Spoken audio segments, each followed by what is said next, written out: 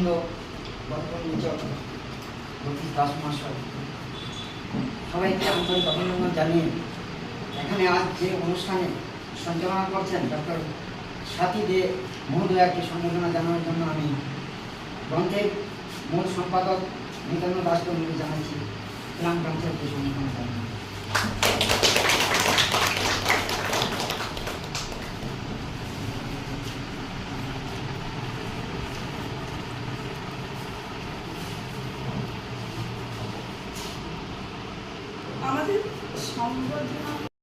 আমাদের আজ এই অনুষ্ঠানে মূল আকর্ষণীয় হলো নিত্যানন্দের জন্যই কিন্তু আজ আমরা সবাই এখানে 19শে মে একটি বিশেষ দিনে একত্রিত হয়েছি। ধন্যবাদ আবারও নিত্যানন্দকে। আর এই নিত্যানন্দ সম্পাদক হিসেবে কিছু বক্তব্য তুলে ধরার জন্য আমি তাকে অনুরোধ করছি। নমস্কার। আজকে স্যার এবং অন্যান্যদের সকলকে প্রণাম জানিয়ে এবং আজ বিশেষ দিন যেহেতু বাংলা ভাষা হিসেবে পূর্ণলোকে প্রচেষ্টার যে উত্তর পূর্বাঞ্চলের বাংলা গল্প বিষয়ে বিশ্লেষণী গ্রন্থের উন্মোচন হবে, সেই গ্রন্থটি সম্পর্কে আমি কিছু কথা বলছি যে আপনারা তো দেখবেন পড়বেন। কিছু কথা আমি বলছি এখানে যে পাহাড় আর নদীর ভালোবাসায় ঘেরা উত্তর পূর্বাঞ্চল, এর প্রকৃতি যেমন মনোরম আর উর্বর, তেমনি উর্বর তার সাহিত্য, কলা ও সংস্কৃতি। উত্তর পূর্বাঞ্চলের সাহিত্যিকরা নানা সময়ে নানা সাহিত্য সৃষ্টি করে বাংলা সাহিত্য ভাণ্ডার সমৃদ্ধ করে গেছেন।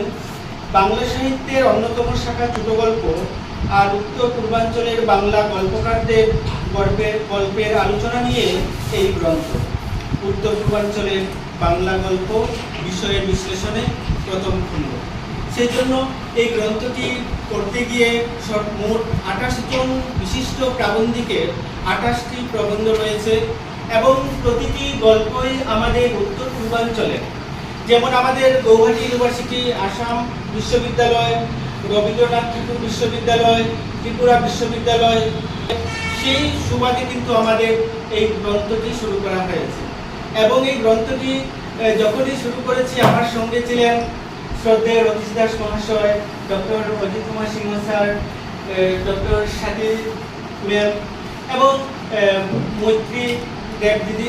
সকলেই কিন্তু আমাকে বিভিন্ন ক্ষেত্রে সহায়তা করেছেন, কেমন করে কাজটি এগিয়ে নিয়ে যেতে হবে আমাদের। সেই জন্য সকলকে আবারও ধন্যবাদ।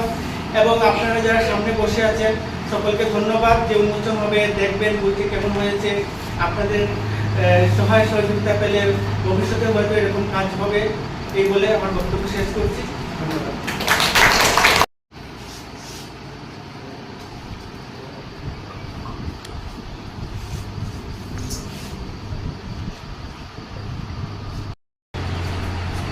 আজ উত্তর পূর্বাঞ্চলের বাংলা গল্প বিষয়ে বিশ্লেষণে প্রথম খণ্ড উন্মোচিত হবে। এ নিয়ে বিশেষ বিস্তৃত বিশ্লেষণ আমি বর্তমানে করতে যাচ্ছি না, কারণ সমস্ত গোটা প্রবন্ধগুলো আমার পড়া নেই। এর মধ্যে এই অধমের একটা গল্পের বিশ্লেষণ রয়েছে। গল্পটি ছিল বদরুজ্জামান চৌধুরী মহোদয়, তার গল্প দিয়ে আমি বিশ্লেষণ করেছি। লাখ টাকার মানুষ। এখানে 28টি প্রবন্ধ রয়েছে, মোট 28টি প্রবন্ধ। সেই প্রবন্ধগুলো আপনারা পড়বেন, পড়ে তার সম্পর্কে আপনাদের বিচার বিশ্লেষণ অনুভব সব কিছু ব্যাখ্যা করবেন। সেই বিষয়গুলো পরবর্তী সময় উঠে আসবে, বিভিন্ন সময় বিভিন্ন পৌঁছে যাবে। আপনাদের বিশ্লেষণও আমরা করে যুক্ত হব। আজকে এই বিশেষ একটা দিনে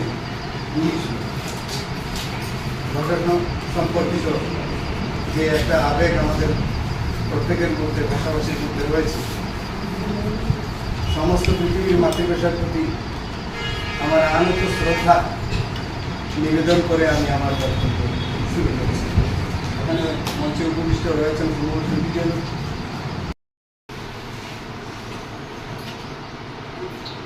আজ এমন একটি 19শে মে, যে দিনটিতে এক আবেদন আমাকে দিয়েছিলেন মাতৃভাষা সম্মান রক্ষা। শুধু বাংলা ভাষা, বিশ্বের প্রতিটি ভাষা তারা আত্মাহুতি দিয়েছেন মর্যাদা রক্ষার জন্য। প্রত্যেককে আমি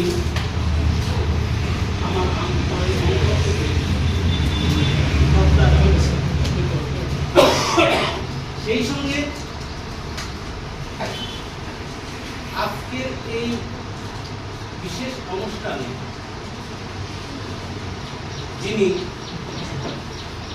উন্মোচক, বইটি উন্মোচক, উত্তর পূর্বাঞ্চলের যে গল্প প্রকল্প বিষয়ে বিষয়ে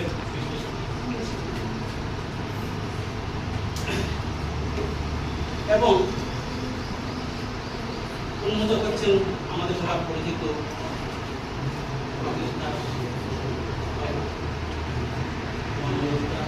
সবাই আমরা যারা আছে এখানে উপস্থিত সবাইকে যথাযোগ্য সম্মান জানিয়ে কিছু কথা বলছি।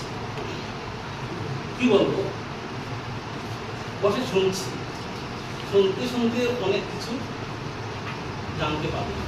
আমরা জানি বিশাল সাগর আমাদের অভিজ্ঞতার ভিতরে, হয়তো আমার পরিচয় বেশি দিন না, কিন্তু জানি খুব কম সময়ের মধ্যে জানি। বা গল্প আগে অনেক শুনেছি, এবং সাথী বলেন গল্প অনেক শুনেছি, বাংলা শুনেছি, হয়তো ব্যক্তিগত পরিচয় বেশি দিন পাইনি, 4 বছরের মধ্যে 4 বছর। আর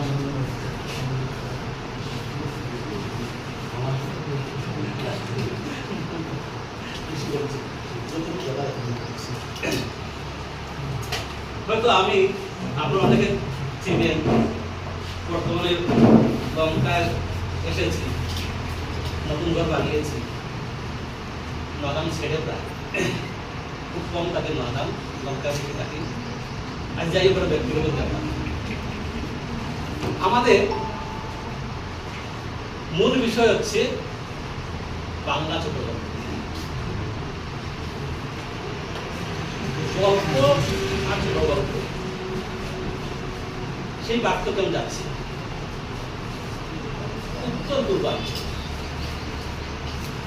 কেন উত্তর পূর্বাঞ্চল বা উত্তর পূর্বাঞ্চলকে কি জন্য আমরা সিলেক্ট করলাম, বেছে নিলাম? কারণ ছোট গল্প তো অনেক আছে।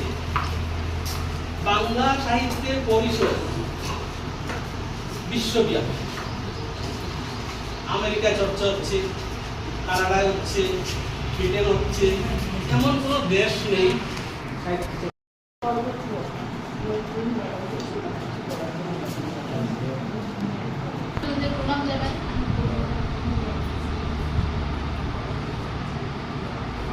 একটি বইয়ের প্রকাশ, একটি শিশুর জন্ম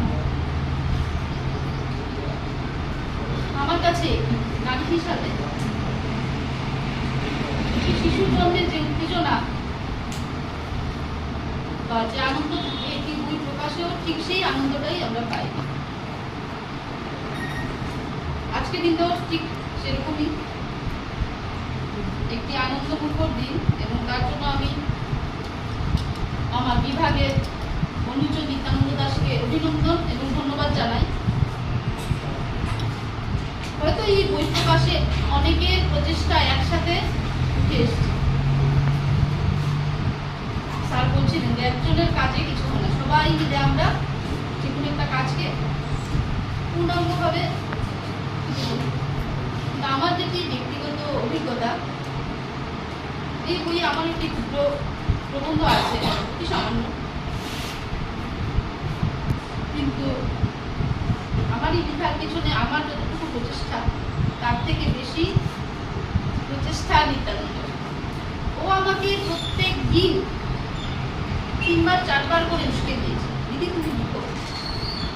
এবং যাকে নিয়ে আমি লিখেছি আমার শ্রদ্ধা, পরম শ্রদ্ধা স্বপ্না ভট্টাচার্য, বরাকর বিশিষ্ট ব্যক্তিত্ব শ্রদ্ধেয় তপদীপ ভট্টাচার্যের স্ত্রী মিসেস। যদিও স্বপ্না ভট্টাচার্যের পরিচয়ের জন্য ওনার স্বামীর পরিচয়টা কেউই রাখে না, কারণ তিনি নিজেই একটা অসাধারণ ব্যক্তিত্ব সম্পন্ন নারী। ব্যক্তিগতভাবে আমি ওনাকে পেয়েছি আমার স্নাতকোত্তর স্তরে যখন আমি পড়াশোনা করেছি আসাম বিশ্ববিদ্যালয়ে, তবে আমি বেছে নিয়েছি কারণ তাকে আমি নিজে থেকে চিনি, তিনি কেমন মানুষ। স্যার যেরকম বললেন যে পশ্চিমবঙ্গের গল্পের সঙ্গে আমাদের গল্পের অনেক তাদের কথাটা একদমই সত্য। আমাদের উত্তর পূর্বাঞ্চলের গল্পের মধ্যে আমাদের দুঃখ, আমাদের সুখ, আমাদের আনন্দ এবং জীবনের প্রতিটি ঘাত প্রতিঘাতে আমাদের কিরকম রিয়েকশন, সেটা পশ্চিমবঙ্গ থেকে আমাদের অনেকটাই আলাদা। এবং স্যার যেরকম বলেছে যে অবয়বটা হয়তো একই রকম, কিন্তু তার ভিতরে বিষয় বিশ্লেষণগুলো সম্পূর্ণভাবে আমার কাছে তো আলাদাই লাগে। ঠিক সেরকমই স্বপ্না ভট্টাচার্যের সমান্তরাল একটি গল্পগ্রন্থ আছে, আপনাদের কাছে আমার অনুরোধ রইল গল্পগুলো পড়ে দেখবেন, খুব ভালো লাগবে। আমার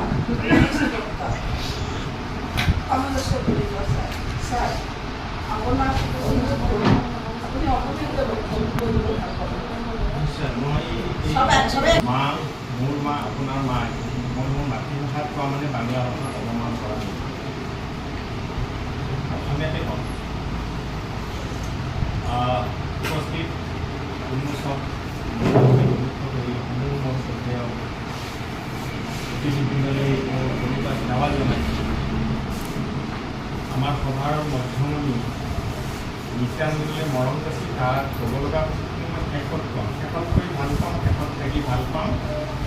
শেষৰ ক্লাছৰ শেষ বেঞ্চত বহি আহিছোঁ আৰু সভাৰ পৰা পলাই ভাল পাওঁ। লংকাত প্ৰতিষ্ঠাই জানে, ৰত্নদ্বীপো জানে মই মোৰ কোনো কাম আৰু সভা সমিতি নাযাওঁ, কাৰণ মই শেষত থাকি ভাল পাওঁ, নীৰৱ হৈ থাকি ভাল পাওঁ। আজি যাব বিচাৰি টানি ধৰিলে, কিন্তু থাকি ভাল লাগিছে এটা কথাৰ কাৰণে। মই ডক্টৰ অজিত কুমাৰ সিংহ ছাৰৰ কিয় ছাত্ৰ হওঁ, সেইটো মোৰ এটা আফচোচ থাকিল। 1969 চনত জন্ম নহয় যদি দেৰিকৈ জন্ম হ'লহেঁতেন আৰু অজিত কুমাৰ সিংহ ছাৰৰ যদি মই ছাত্ৰ হ'লোহেঁতেন, মই আজি অনুভৱ হৈছে অলপ শিকিব পাৰিলোঁ। সেই কথা কোৱাৰ যিটো শৈলী আৰু অন্তৰত তোমাক খান্দি আনি এটা শীতল প্ৰৱাহেৰে বোৱাই নিয়াৰ যিটো আমার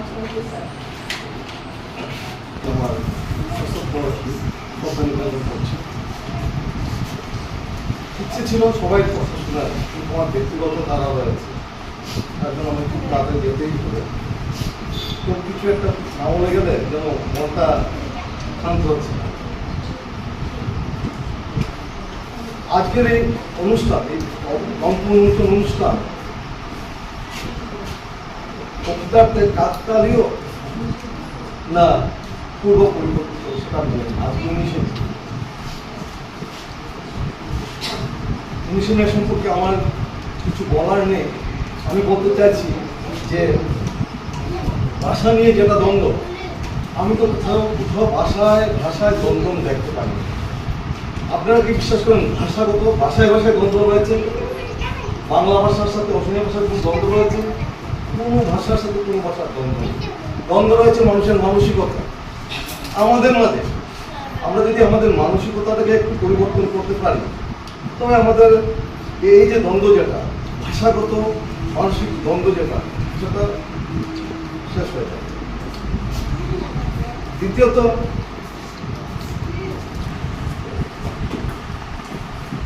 যেটা রাষ্ট্রসংঘ প্রকাশ করেছে যে প্রতিদিনই এই পৃথিবীর থেকে একটি ভাষা হারিয়ে যাচ্ছে। আমাদেরকে একটু হচ্ছে না, আমাদের দুঃখ হচ্ছে যে একটা ভাষা হারিয়ে যাবে। আজকের দিনটিতে আমাদের পৃথিবীর থেকে একটা ভাষা হারিয়ে যাবে।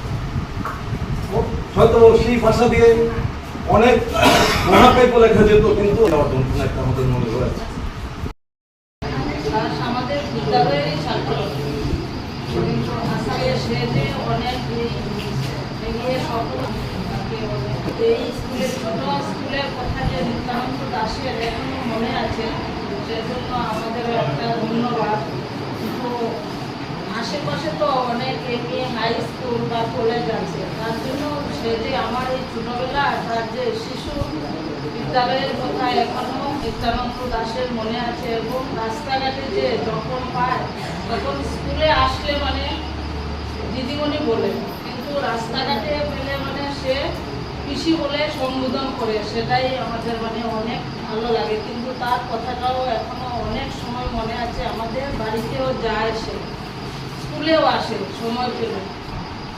আর এই বাংলা বিষয়ে মানে পাঠক বক্তৃতা সাহিত্যিক ওনাদের মতো আমার বলার এই ভাষা নেই, কিন্তু আমি এই সম্বন্ধে অভিজ্ঞ নয়, কিন্তু আমার অনেক পরিচিত। এখানে আজকে আমার স্কুলে অনুষ্ঠানের জন্য অনেক পরিচিত।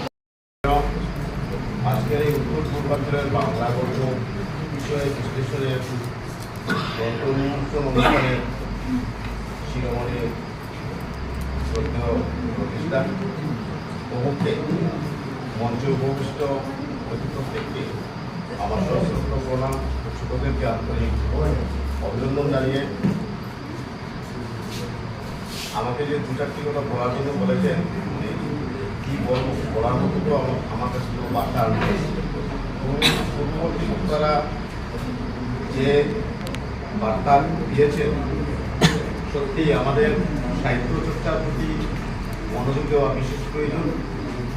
আর নিত্যানন্দের এই কদিন আগে এই স্কুলে আরও একটি গ্রন্থ উন্মোচনে আমি ছিলাম। আমার আদরের ছোট ভাই, আমি এত লেখালেখি করি না, তো মাঝে মাঝে আমি লিখি মনস্তাবিন্দ আমার বন্ধু ছিল, আমাকে যথেষ্ট উদ্দীপনা দিত যে বন্ধু তুমি লিখো, লিখলে ভালো হবে, কিন্তু আমি সময়ভাবে এখন আর লিখতে পারি না। যাই হোক, এই বর্তমান পরিস্থিতিতে নিত্যানন্দ ওরফে অনুরাগ যে মানসিকতা নিয়ে এসে গুণীজনের গল্পগুলো তুলে ধরেছে। সবাই চিনি, সবাই জানে, তার কথা ফেলতে না পেরে আমরা সবাই ছুটে এসেছি। এসে এই পরিবেশ দেখে মুগ্ধ, নীলিমা দিদিমণির কথা এবং সবাই আমাদের এখানে স্টুডেন্ট সহ আমরা সবাই সম্ভবত একাকার হয়ে গেছি। এত সুন্দর সাহিত্যের প্রভাবটা যে বিস্তার লাভ করবে সেটা আমার কল্পনা করতে পারিনি। আমি এত আবেগিক হয়ে গিয়েছিলাম, প্রতিটি কথার এক একটি কথা শুনে মনকে এত উন্মাদিত হয়েছি যে না, সবাই ভালোভাবে শুনছে বুঝছে। তো আমি এত কিছু বলছি না, আমি একটাই কথা বলতে থাকবো যে সাহিত্য বা ব্যাপারটা এটা মনের কথা। ওটা আমরা যেভাবেই প্রকাশ করি না কেন, ওইটা লিখে নিলেই হয়ে গেল একটা বইয়ের মতো। কিন্তু আমরা সবসময় সাহিত্য করি, সবাই আমরা কথা বলি, আমরা মনের ভাবটাকে প্রকাশ করাকেই বলা হয় সাহিত্য। মনকে ভাবটা প্রকাশ করা আমরা আমার এই উৎসবে আসতে পেরে অনেক বেশি আনন্দিত এবং গর্বিত বোধ করছি এই জন্য যে সর্বকনিষ্ঠ আমাদের মধ্যে অনুরাগ, তার সঙ্গে পরিচয় গত ওই সম্পর্ক বইটাতে উন্মোচনের সময় থেকে বেশি বছর হয়নি।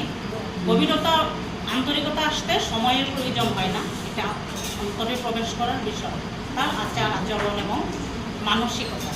তো ওকে পেয়ে আমি সত্যি ছোটো ভাই বলেই দীর্ঘয় স্থান দিয়েছি।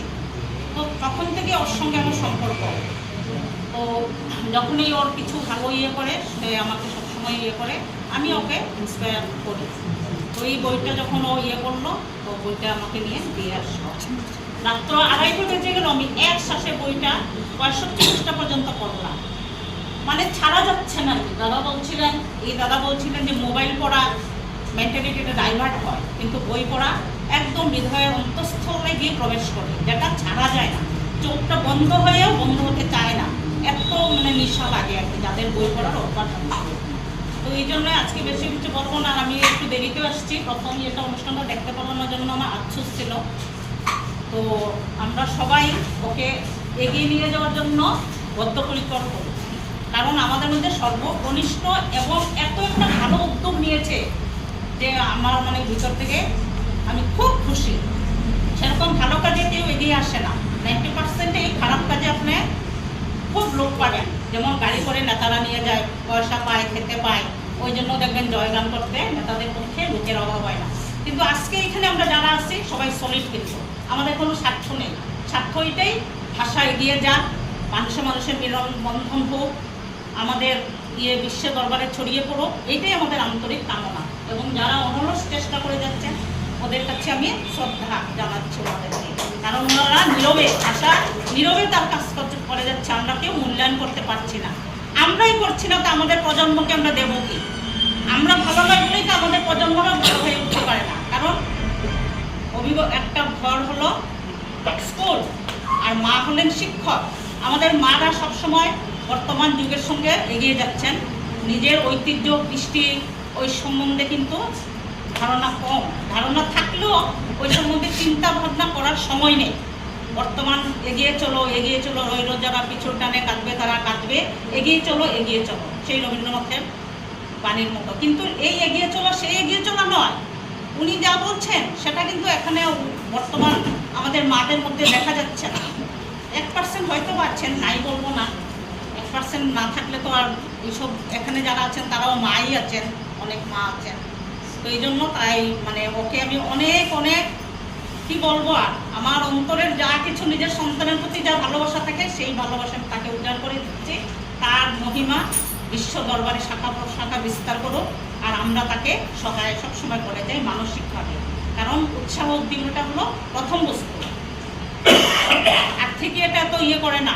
একটা মানুষ যদি মেন্টালি মানসিকভাবে ভেঙে পড়ে তাকে কখনো উঠানো যায় না। আপনি যতই যা করেন, তার মনের বল নিজের যদি না থাকে, আর সেই মনের বলটা যখন ভাঙে তখন আমরা পরিবার থেকে হোক, সমাজ থেকে হোক, তাকে এগিয়ে দিয়ে নিতে হয়। তো সেটা করার জন্য একজন পিছনে দাঁড়াতে হয়। একজনকে ভালো কাজ একটা করার সঙ্গে সঙ্গে যারা সলিড আছেন ওনারা সত্যি সঙ্গ ধরেন। হ্যাঁ, আর ভাষার ক্ষেত্রে যা বৈষম্য এটা কিচ্ছু নয়, ওইটার ঊর্ধ্বে জাতি ধর্ম ভাষার ঊর্ধ্বে সাহিত্য, তাই এখানে জাতের বা ভাষার কোনো বৈষম্য আসতেই পারে না আমি মনে করি। কারণ আমি যখন ক্লাস 7-এ পড়ি তখনই আমাকে শঙ্করদেবের রচনার উপর আমাকে প্রথম পুরস্কার দিয়েছে। তারপর ট্রেনিংয়ে গিয়ে আমি অসমীয়ার উপরে শঙ্করদেব রচনার উপর ফার্স্ট প্রাইজ পেয়েছি। এই সভাতে আমাদের অন্তরে থাকা অতি শ্রদ্ধা, অতি সম্মানের দ্বারা শ্রীযুক্ত রথীশ দাস মহাশয়, এই মঞ্চে উপস্থিত আমার প্রিয় বন্ধু অজিত কুমার সিংহ, এই মঞ্চে উপস্থিত অন্যান্য অতি শ্রদ্ধেয় সর্বগুণী ব্যক্তিজন, এবং আমার আজকের এই গ্রন্থের প্রধান কেন্দ্র বিন্দুতে থাকা নিত্যানন্দ দাস মহাশয়, সবাইকে সুপ্রভাত। যদিও হয়তো সুপ্রভাতের টাইম পার হয়ে গেছে, আর তার চেয়ে বেশি দুর্ভাগ্যের ব্যাপার আমি নিজে লেট করে এসেছি। ঘরে একটু কাজ ছিল, কাঠমিস্ত্রির সঙ্গে অল্প ভেজাল ছিল। তো লেট করে আসার জন্য সবচেয়ে যেটা আমার লস হয়েছে সেটা হলো আমি দাদার বক্তব্য শুনতে পাইনি। যদিও বারে আমি ভেবেছিলাম যত তাড়াতাড়ি আসবো হয়তো দাদার বক্তব্য শুনতে পাবো। এটা আমার আজকের জন্য দুর্ভাগ্য। আবার আজকের জন্য একটা সৌভাগ্য কি, আজকের এই শুভ দিনে আমি 11 জন মহান শহীদকে অল্প হলেও সবার সামনে একটা শ্রদ্ধা জানানোর সুযোগ পেয়েছি। আর বলার জন্য ম্যাডাম বলেছেন, কিন্তু আমি প্রিপেয়ার্ড না, এত বেশি পাবলিক স্পিকারও না, কথা বলার ধরন হয়তো অত সুন্দর না। তারপরে আমি বলি, আমাদের অজিত স্যার যেটা বললেন, ভাষার ভিতরে একটা আন্তরিকতা থাকা দরকার। উনি একটা অঞ্চল, পশ্চিমবঙ্গীয় অঞ্চলের সঙ্গে আমাদের অল্প তুলনাও করেছেন, যদিও তুলনাটা পজিটিভ, নেগেটিভ নয়। কথাবার্তার ভিতরে হয়তো অনেকে আউটওয়ার্ড এটাকে নেগেটিভ অ্যাটিটিউড হিসেবে ভাবতে পারেন, কিন্তু তার ভিতরে একটা পজিটিভনেস আছে, এবং সেই পজিটিভনেস হলো অন্তরের ছোঁয়া। কথাবার্তায় আমাদের হরিপদ স্যার যেমন বলেছেন, কথাবার্তার ভিতরে একটা অন্তরের ছোঁয়া থাকে। সেই অন্তরের ছোঁয়া থাকা ব্যক্তিদের হাত দিয়ে যখন লেখনী বেরোয়, তাদের অন্তরের ভাবনা যখন কলমের আগা দিয়ে বেরোয়, তখন নিশ্চয়ই ওই বেরোনো কলমের লেখাগুলির মধ্যেও এই আন্তরিকতা থাকবে। আমাদের ভাষা, আমাদের পরিচয়, এই ভাষা আমাদের অন্তরের স্পর্শ করা, অন্তরের কথা জানানোর ব্যাপার। এই উত্তর পূর্বাঞ্চলে যে সাহিত্যিকরা ভাষা লেখছেন সেই ভাষার মধ্যে, সেই লেখনীর মধ্যে আমাদের অন্তর রিফ্লেক্টেড হবে, আমাদের অন্তরের ভাবনা প্রকাশিত হবে, এই দৃঢ় বিশ্বাস। যদিও বই পড়িনি, যে কোনোভাবেও বই জোগাড় করবো এবং বই কয়েকটা পৃষ্ঠা হলেও পড়বো, তারপর বুঝতে পারবো তার ভিতরে কী আছে। নিশ্চয়ই সম্পদ থাকবে। নিত্যানন্দ একজন ব্রিলিয়ান্ট স্টুডেন্ট, আমি নিজে পার্সোনালভাবে জানি, চিনি। লেখনীতে অনেক ভালো জিনিস থাকবেই। আমি অনুরোধ করব আমরা সবাই যাতে অল্প অল্প হলেও বইগুলি ক্রয় করি। শুধু বই পড়বো এটা না, বই যাতে অল্প হলেও ক্রয় করি। ক্রয় করতে গিয়ে যে আমাদের অর্থনৈতিক ব্যাপার আছে সেটাকে যাতে আমরা আনন্দের সঙ্গে গ্রহণ করি। কারণ বই যদি বিক্রি না হয়, বই যদি প্রকাশ হয় কিন্তু বিক্রি না হয়, তাহলে বই কীভাবে পরবর্তী সময় আবার প্রকাশিত হবে? এক্সপেন্ডিচার একটা ব্যাপার আছে। ফলে আমাদের অন্যান্য দিক দিয়ে যেমন উদারতা থাকবে, বই প্রকাশ যে যারা করলেন, বই যারা লেখেন, তাদের প্রতি কৃতজ্ঞতা বোধ প্রকাশ করার জন্য হলো আমাদের অর্থনৈতিক ব্যাপার একটু উদার হতে হবে। তখনই সবাই প্রমোটেড হবেন, প্রকাশকরা প্রমোটেড হবেন, প্রিন্টাররা প্রমোটেড হবেন, এবং সর্বোপরি যারা লেখক এবং যারা বই লেখেন তারা অন্তরে তাগিদে লেখেন, তারা অর্থনৈতিক ভাবে নয়। কারণ আমাদের পূর্বাঞ্চল মনে হয় না খুব বেশি পেশাদারি লেখক আছেন। পেশাদারি লেখক না তারা, কিন্তু তাদের বই যখন হোলসেলে পড়া হবে, ব্যাপকভাবে চর্চিত হবে, তখন তাদের মনে যে আনন্দ হবে, এই আনন্দটা অতি অতি অতি বিশাল একটা আনন্দ, যে আনন্দ অর্থনৈতিক ব্যাপারে হিসাব করা যায় না। ওই আনন্দের জোয়ারে ওনারা আরও ভালো ভালো লিখবেন, পৃথিবীতে রেখে যাবেন। মানুষ স্বল্প আয়ুর, মানুষ পৃথিবীতে চিরদিন থাকে না, কিন্তু যখন একটা বই লেখা হয় এবং এই বই যখন সলিড অর্থে অথেন্টিক হয়, তখন লেখক জীবিত থাকুক, লেখক জীবিত না থাকুক, কিন্তু ওই বইয়ের মধ্যে দিয়ে উনি জীবিত থাকেন। এইভাবে পৃথিবীতে জন্মান্তর ধরে বা যুগ যুগান্তর ধরে বইয়ের মধ্য দিয়ে লেখকরা জীবিত থাকেন।